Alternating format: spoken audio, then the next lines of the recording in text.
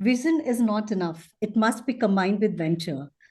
It is not enough to stare up the steps. We must step up the stairs. Well, this remarkable quote is so true for the two truly remarkable personality, Dr. Sunita Tandulwadkar, President Fogsi, and Mrs. Rupinder Brar, an accomplished IRS officer with whom I have the privilege of sharing the screen today. So, with that note, good evening, namaskar to all the Foxians and all the viewers of this podcast. I'm Dr. Archana Kumari, Chairperson of Quiz Committee Foxy, and your host for today's Foxy Presidential Initiative, the Gyan Pravah podcast series, episode 23. Well, this Gyan Pravah series is brilliantly conceived idea and brainchild of our beloved President Foxy, Dr. Sunita Tandulwadkar. Foxy is a large organization of more than 46,000 members, and it is one of the largest world organization, which is headed by our beloved President Sunita Tandulwadkar, Madam. Let me take the privilege of formally introducing Madam. She is the head of the department and chief of IVF and Endoscopy Center, Ruby Hall Clinic, Pune. She's the founder, medical director of Solo Clinic IVF. She's the co-founder and medical director of Stem Cell Research and Application Center, Pune. She is a visionary leader, not only the president of Foxy, but she's also the president-elect in the Indian Society of Assisted Reproduction. She has been the founder president of Society of Ovarian Rejuvenation. She has authored so many books, so many publications, and she also finds time to be the reviewer and advisor of so many journals. She is an extraordinary personality who has the achievement of India's first stem cell baby and world's first at the tender age of just 45. She has so many awards to her credit. To mention few of them, Bharat Gaurav Award, the Glory of India Award, the Rashtriya Gaurav Award, Economic Times Pride of Foxy, and so many. So for us, he is a visionary leader who believes in creating more leaders and not the followers. She is an innovator, a profoundly skilled surgeon, a multitasking, extremely energetic and enthusiastic Iron Lady. She took over as President Foxy on 9 January 2025 with the vision of Ek Rashtra, Ek Mission, Swasth Nari, Samruddh Vatan, Har Ghar Foxian. And for this mission of hers, she is working 24 into 7 with unwavering dedication and commitments. So many social and academic projects she is doing at one time, so many conferences, meeting. And I know today also she is in one of her Arogya Yoga Yatra, which is a unique concept of her to combine spirituality with medicine. And despite that, she has made it a point that she logs in to support me. And she does it every day, 8 p.m. for podcast as a pillar of support for all the chairpersons. Looking at the volume of work she does, I sometimes wonder whether she has more than 24 hours in a day. And I really fall short of adjectives to describe her. But the three mantras, which I would definitely like to imbibe from her, is dedication, determination, and discipline. So, Madam, I welcome you and may I invite you for the welcome address and blessings for this first podcast of Thank you.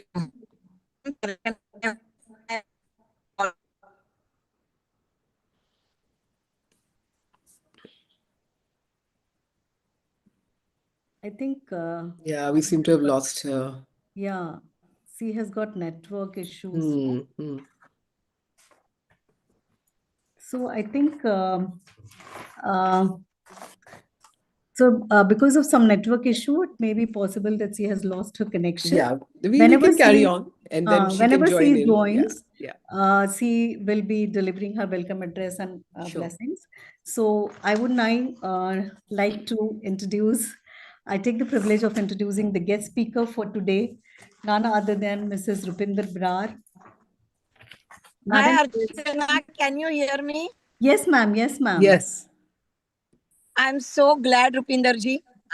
The range is coming and going, but I wanted to meet such a huge personality, a female being a commissioner. I know Archana will definitely introduce you so well, but I wanted to see this personality. I wanted to meet the personality, and I wanted to be in a frame with you. Thank you Archana, so much. Thank you so Archana, much. Yeah. thank you, ma'am. And Archana, you people are a future leaders. When we take the responsibility of a Foxy, it is not only for the woman health, maternal health, but also to guide our gynecologist. Now, I feel today what I am is because of my spirituality. My spirituality always brings me at right time, right position, and I always believe we are the madhyam. Universe works through us, and we should give absolutely due credit to the power of a God who have chosen us this life to help thousand people. And that's why we should do our work with total ethics, honesty, and love because we are doing the work of a God. God is working through us. We need to be fortunate. And that's why we are today at Rishikesh for a second program of Arogya Yoga Yatra, which we launched last month on 20th at Tirupati. This podcast is a beautiful dialogue between Archana and Rupinderji, and I feel you all are a future leaders. The way you are preparing yourself to take the interview, to take the dialogue, to use your creativity, that is what every leader should have. And I'm so glad today, 23rd episode, and every episode was I used to feel today's episode is best. And this I feel every day. So I'm so thankful, Rupinderji. And I will join from the delegates link, and you both will be in the frame, and we all listen to you. It's an honor to have you. And thank you, Archana, for choosing such a personality. Thank you. Thank you so Thank you, much, Dr. ma'am. Sunita. Before you log off, I want to also say a big thank you to you. Doctors like you, humans like you are truly inspiring, and you are a tall figure. And I'm so proud to be on this platform and privileged to be sharing a Thank you. platform with somebody like you, leading Foxy, and the amount of effort Dr. Archana has been telling me about the effort, energy, zeal that you have.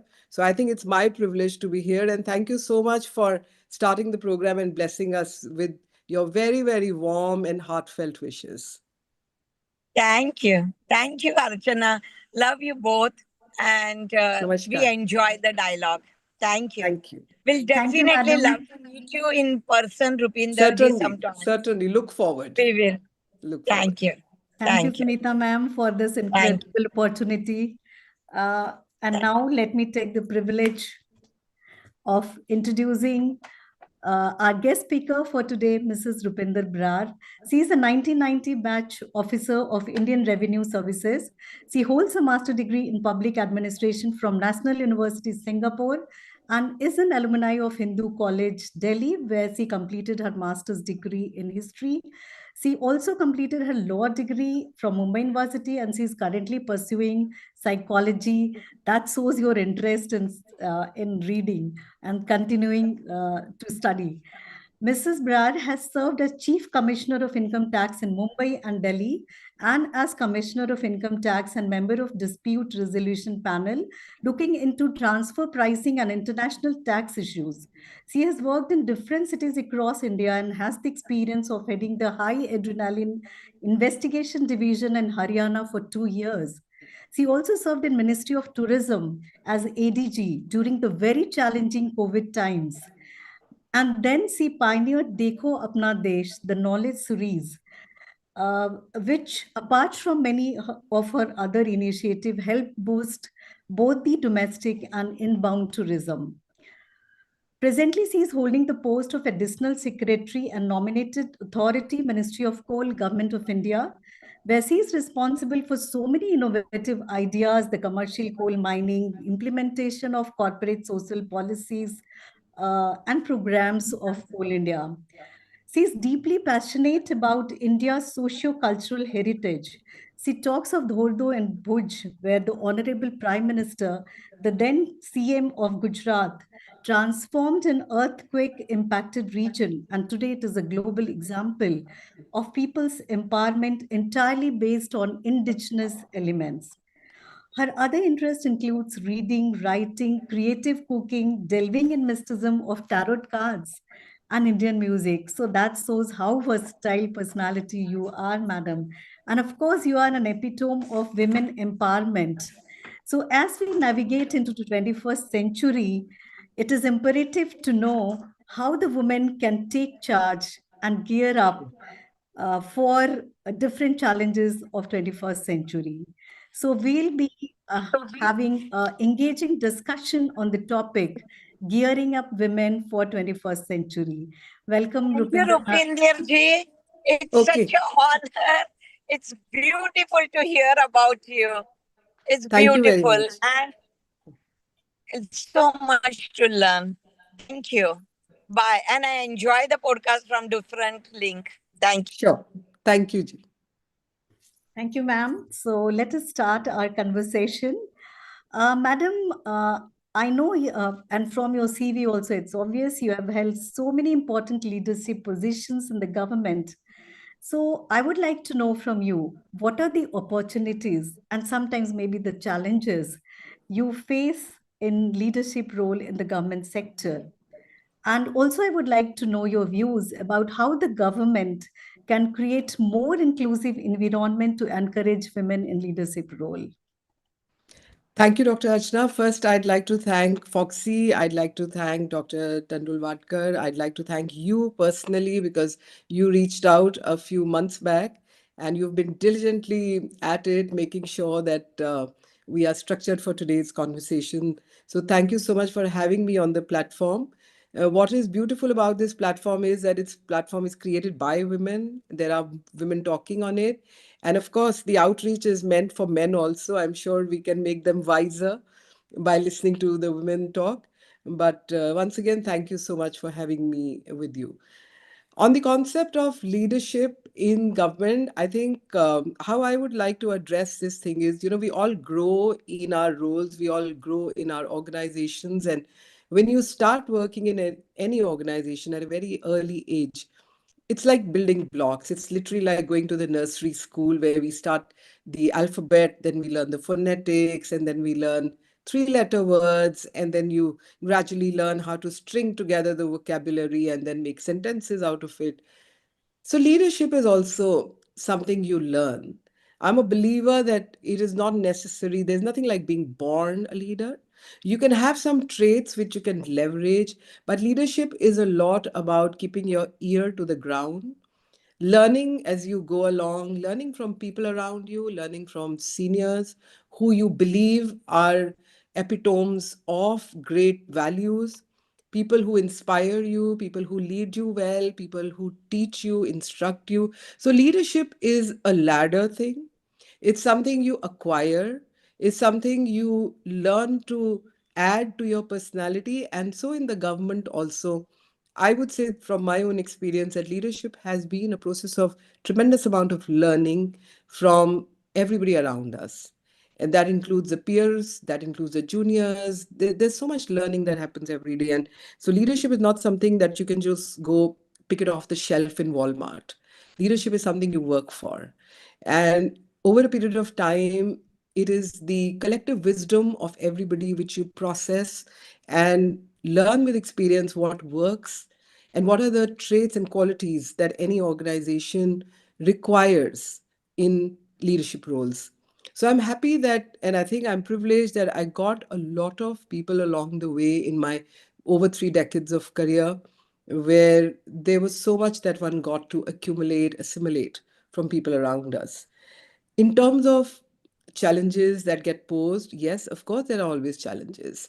And you have to continuously have a dialogue with yourself. There has to be a manthan, as they say. You go through your day and then you evaluate at the end of the day that was this the best way that you could address this issue, or was there a better way of doing it? And again, I think reaching out sometimes for counsel and for help is not a bad idea. I have used that many a times because we cannot assume wisdom in ourselves.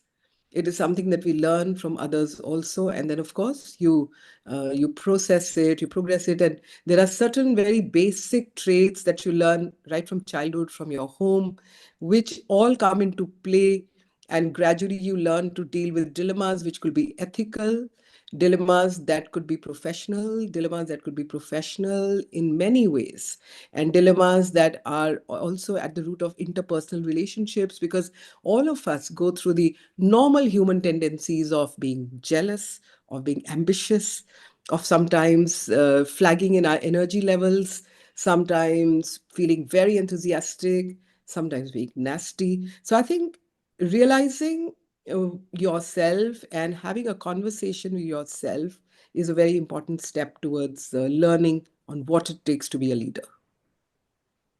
So truly said, leadership is something which you acquire over a period of time, and it is not an instant thing. And of course, there are challenges which also we learn to overcome over the period of time. But during your career in government sector, uh, did you ever feel that uh, it is a male-dominated space? So, did you have to adopt some different strategy to overcome this male-dominated space in your career?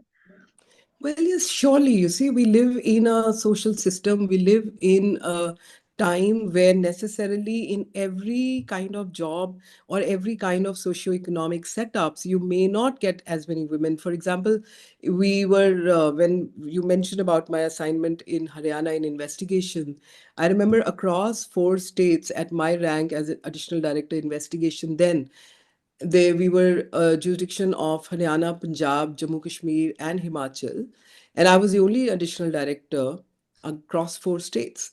And when I was looking after Haryana, I used to sometimes lead teams of about 150 of my own officers, staff. There used to be police personnel also, because when you go for a raid, you go equipped with a lot of things. Of course, we used to have a few women because when you go into somebody's house, so there is a process of due diligence where you need women in the staff, but it used to be otherwise an all male affair. It can overwhelm you. I wouldn't say it doesn't. It certainly can overwhelm you, but you need to believe in yourself. You need to have that confidence in yourself that the decisions that I'm taking are not impacted in any negative way because of gender. And I must say that over a period of time, the men around you also learn to respect you if you know what you're doing, if you exude the air of confidence, then people around you, not only I would say men, but we also, being in the civil service, you actually man very senior positions at a very early age. So you also have to command over people who are much older to you. They may be junior in rank, but these are things that you learn, as I said, with time, where you know that what I'm doing is correct and I must hold my ground. So that's an important part of learning. But yes, it is sometimes, as I said, it can be overwhelming. You do need to create your own space, you need to work towards it. Yeah, of course. Women can excel in every field of life. Do you think women can bring a different leadership style as compared to men? Absolutely. I think some of the very, well, as they say, women are from Venus and men are from Mars, right? Yes. So we are endowed, I think, naturally with some aspects which are very important in a workplace. If we look around today in the world, the need to do any assignment, whether as a leader or otherwise, working with conscientiousness, working with a conscience. And I'd like to, in fact, dwell for a moment on 1 year that I spent with my professor in Singapore after we finished our 1 year in Masters in Public Administration. And so he was a Singaporean, and but he was a bhakt of Lord Shiva. And interestingly, in his leadership program, now how things get connected sometimes, that he was working with a professor at Harvard, was how to invoke the third eye for better decision making. because the postulate was that when you invoke the inner wisdom, the inner voice, then the decisions that you'd be taking will be driven by things that are not just about bottom lines in a balance sheet, but are for larger good, and that they will be more value based and more principled. So it's very interesting on how a lot of things lace together towards helping in making better decisions. Yes, something that connect do happen. So, Madam, you have served so many diverse departments of government sector, ranging from revenue services to coal ministry to tourism ministry. So, do you think this diversification is important for professional development? Or, in other words, can we use these adversities as an opportunity? Absolutely, Archana. I think it's very important in today's world to be well. It was actually important in all times, I would say, but it's even more important today that I cannot just be a tax officer. I'm sure you agree, you can't just be a doctor. The world is so comprehensive, and there is so much that we learn as part of multidisciplinary approach, that there are completely different priorities that you learn from one sector, and you also learn a lot of opportunities and challenges in different sector. It helps you to be a more wholesome person, and therefore if I look back, I think it's an extremely satisfying, and I feel very fortunate that I got to work in very different spaces. And on a lighter vein, I'd say that when I came into tourism and I came in from tax, so everybody used to ask me in the beginning, what do you think is different between tax and tourism? So I said, well, in tax, I have to make sure I don't smile too much. I have to look stern because my role requires that. And in tourism, I need to smile. I mean, I'm trying to sell incredible India to the world. So, So, one so is about saving money, and other is about spending. spending money. Right, Two absolutely. entirely Well different things. observed. Absolutely. Yeah. So, yeah, so I think you learn different skill sets. You learn how to create opportunities. You learn how to create value out of different spaces. In that process, you delve into different areas of your own personality. I, for myself, had a lot of things. I thought I was a kind of a person, but every time that I get a different role to play, and I realize, oh, okay, now I need this skill set more for this role. And then sort of deep dive into yourself and say, okay, let me craft this part of my personality more for this role. So I think it's very exciting. One. Second, it's very required. Employers today are not necessarily looking for unidirectional kind of workspaces, and especially as you grow higher in the leadership roles, as you're in senior management, the need to know different dimensions helps you to take a macro view of things. It helps you to formulate policies much better. It helps you to understand the people around you much better, because everybody is different. I cannot have the same policy in terms of, let's say, I want to get work out of somebody. Some people don't need to be prodded. You give them a task, they do it. Some people, they need to be prodded. Some don't just need prodding. You need to actually whack them. Kaam karo. So I think it's extremely important, therefore, to understand professions from different angles, people from different angles, situations from different angles. You need to be empathetic. You need to have a context. Yeah. So I think it's a great value, and I encourage everybody who's listening, never stop learning. Keep adding value to your CV in a structured form, whether it's in form of lessons or learnings or courses or workshops, however you do it. And also by programs like these, there's so much information, knowledge now available online, that I think one can one is spoiled for choice, and one should use it. So definitely diversification of your work definitely helps you build up your career and your skills. And we must always strive to keep on building our skills. Uh, Next, Madam, I would like to know your experience. I know your tenure in tourism industry was marked by highly successful knowledge series, Dekho Apna Desh, during challenging COVID times. And that helped bring many unknown destination and products of our country into the limelight. And actually, I was seeing one video of yours of Dekho Apna Desh. So I was really stumped by this thing that when travel stopped completely, you use technology as an opportunity.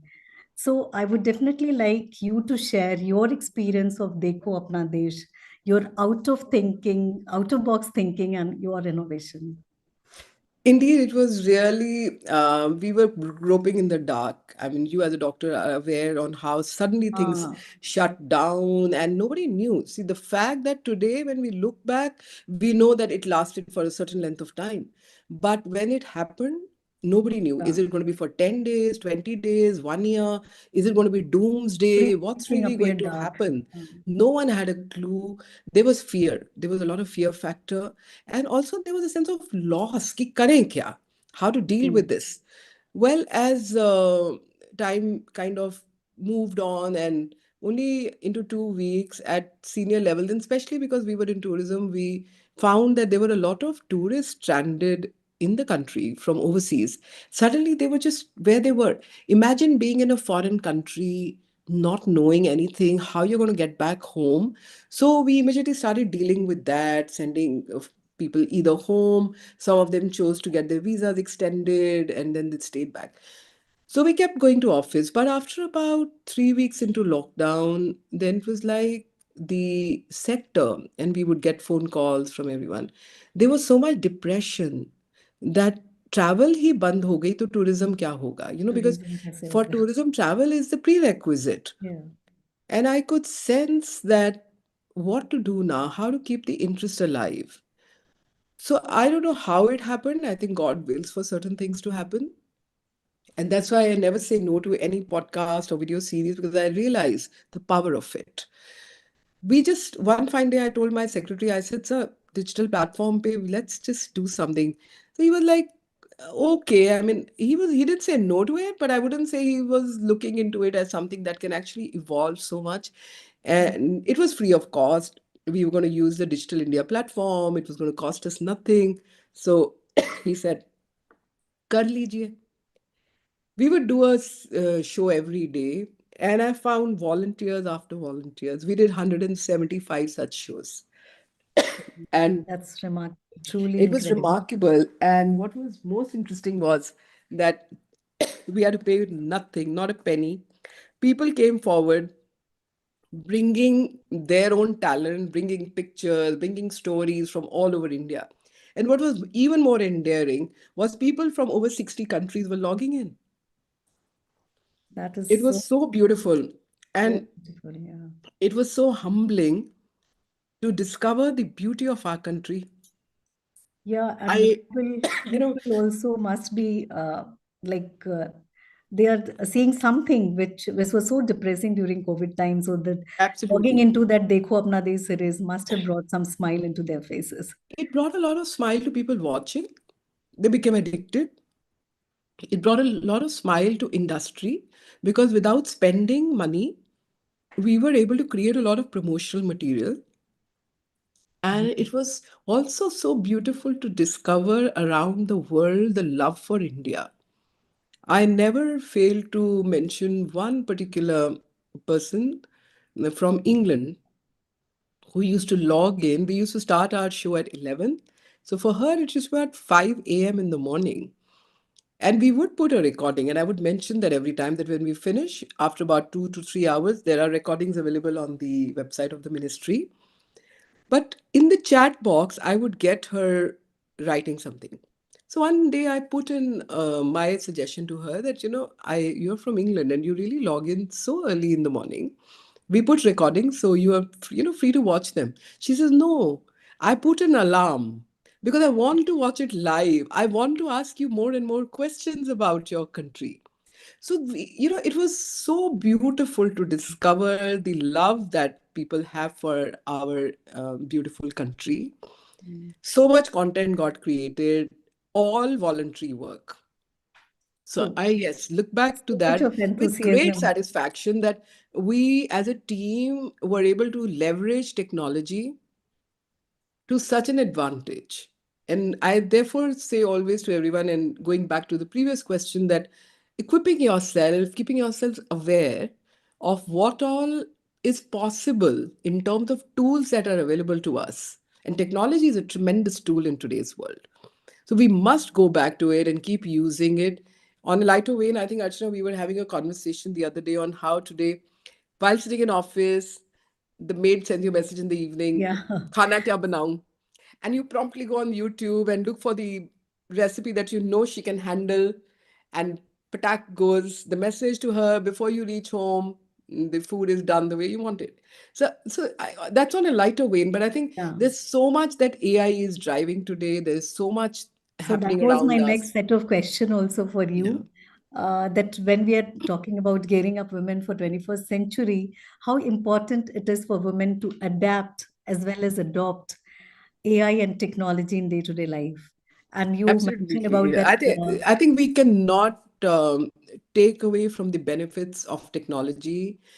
Definitely, there are also safeguards to be built in, because technology, if not used properly or if not used optimally, can also lead to a lot of problems. There is a lot of time that is getting lost just in scrolling sometimes, and not really picking any specific knowledge. But having said that, I think if used in a structured way, if we adopt technology into our lives every day at various levels, and for doctors particularly, I think, and as people who look at your profession from a distance, the robotic surgeries and all, the has made so much difference to our understanding of how difficult it used to be to go for surgeries today. But same for every profession. If I look back at my job in the IRS, the kind of data that we are today able to voluminously collate and process and use, and the way all of us are able to get refunds sitting at home, you file your return, you don't have to go to the banks,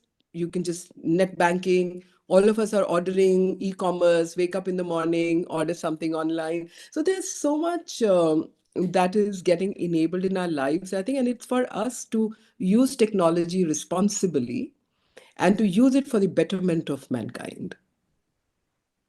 Yeah, in today's era, we can't think of our life without the use of technology. And it has made our life easier, but truly said it has to be used judiciously. And next, I would like to ask you, how do you maintain this work-life balance with such demanding roles? And definitely, I would like to hear from you for the women of 21st century. All the women Well, are I think that's a hat you and I can exchange and have a lot of ideas.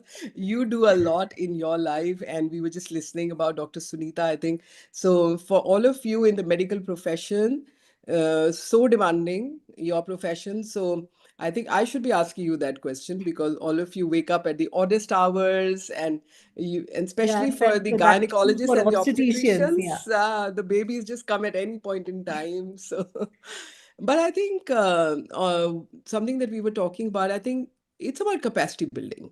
It's about ultimately being dedicated and hardworking in life. And there are no shortcuts. I think you just need to be responsible. You need to tell yourself, you need to feel proud about the person that you are. And I think that comes with a lot of effort, it comes with a lot of thought. And multitasking also requires, yes, that thought, but yes, it also requires some bit of smart planning. It definitely also requires prioritization. You definitely need to make a list of things that truly matter, and then allocating a certain amount of time to those aspects. It could be talking to your children, it could be talking to your parents, it could be spending time on your health, mental and physical, apart from professional spaces, growing. So there is a lot to do. And with the information technology flooding our lives, the need to plan for time management, I think, is a crucial part. And creating smart solutions is also important. And at an overarching level, I'd say that it's important to prioritize yourself. If you'll Yes. prioritize yourself, you will look for the right Time solutions. management definitely Yeah, needs setting your priorities and of absolutely. course planning. Absolutely. So that we all women have to do in today's era. And I All, think women are smart. I think women are smarter than men. I'm sorry for being a little biased on that, but I think women have that capacity, but I just also that bit agree with more. that. Yeah. Men get flustered. You give them two tasks and they say, नहीं नहीं पहले मुझे एक खत्म करने दो, right? And then Yeah. फिर बताना मुझे next काम. I They think get women, we are able puzzled to when process they so are much given so more. many tasks at a time. Absolutely. But do you think women are conditioned sometimes to feel guilty for being ambitious? And how do you think we can change that mindset? Certainly, I think amongst all of us, because every generation goes through that gradual growing with age, as we say. We are all a little bit of product of our mothers. We are a little Yeah, bit of product of our children also, because every generation has that lag and lead, as I call it, the lag from the older generation. So we've grown with certain values, watching our parents, our yeah. mothers. You reach home at whatever order's time, the ma is ready with garam garam pulka. We are not even home for our children. So yes, it can sometimes bother you, but I think again it is important that you have good support systems around you, a lot of wisdom, and a lot of prioritization on your own self is something I'd repeat again, because you cannot be a super mom. This is a story, or a super lady, or a super officer, or whoever. There are only 24 hours in a day for everyone on this earth. And there are certain number of hours that everybody must sleep for good health, must work out, must exercise, must read, must spend time bathing, doing puja, whatever that pleases our mind. So there are only fixed number of hours, and I think therefore the allocation to time does become very primary. And yes, women do tend to sometimes therefore feel a little compromised that if I have overspent time in the office, then have I neglected my role as Yeah. a wife, or as a mother, or as a daughter, or as a That sense of daughter-in-law? regret or guilty. It's bound Yeah. to be there, because that's part of the social story of every generation. And we all go through it. Our next generation will possibly go through something different, because they will try to be a little bit of us. So it's a natural thing, but I think it's okay. We can live with it, because, but yes, you do need supportive partners. You need people around you who value you as a person, who value your accomplishments. And therefore, it's also important to keep negativity away from yourself, because there will be forces around you who will try to pull you down, who will try to underrate the work that you do. But I think that inner resilience, that belief in yourself, that I matter, that what I'm doing is adding value, is something that you have to continuously tell yourself. Yes. Uh, Generally, women are considered to have very low finance, not very low, but a little low financial skills. So, how important do you think is the financial literacy and economic independence that matters for women of 21st century? I think it's extremely important in today's world, as I look at how we are all evolving, and that we need to be complete individuals in our own rights. The kind of role allocation which was perhaps the luxury of the previous generations, that the women will only go cook, the men will go out and fend for themselves, and that kind of classical divisioning of labor is very rapidly changing. And in most parts of the world, it's changed tremendously. It's changing in India also. So I think we don't have that kind of a choice today.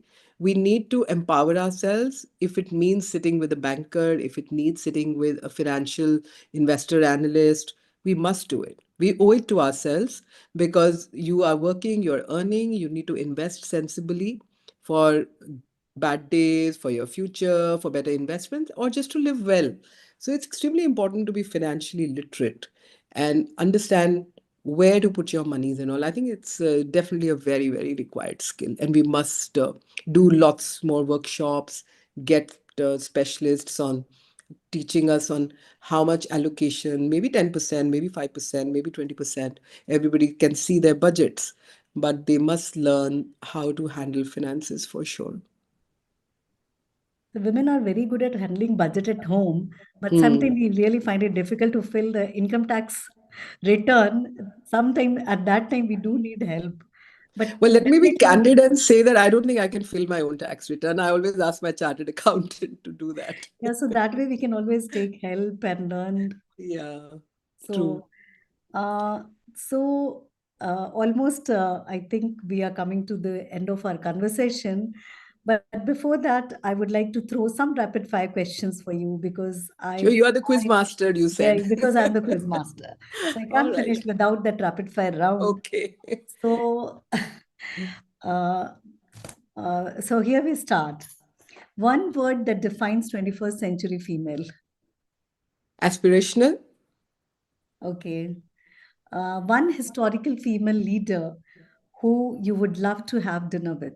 I'm glad you asked me that because there's something in my mind. Ahilya Bhai Holkar. She was one of the greatest administrators that India has seen, and Okay. as early as the early 18th century. Biggest challenge for female in leadership role. I think women need to create more invoking conscientiousness in people around. One stereotype about the female that must end. That women with painted nails are not women of substance. Okay, that's very right. One policy change that you think could empower women instantly in India? I think entrepreneurial education would be a very good idea. Okay. If you could swap roles for a day, whose job would you like to take? A gynecologist. I was expecting that answer, maybe. One workplace skill a woman must master. One skill that a woman must master. Yeah. Empathy. I would say empathy at the height of it. Empathy is so Yeah. important Yeah. for our Empathy. profession as Yeah. well. I I think always empathy teach is my resident that you must have empathy for your patients. absolutely empathy. I place it at a very high pedestal. So, best advice you have ever received?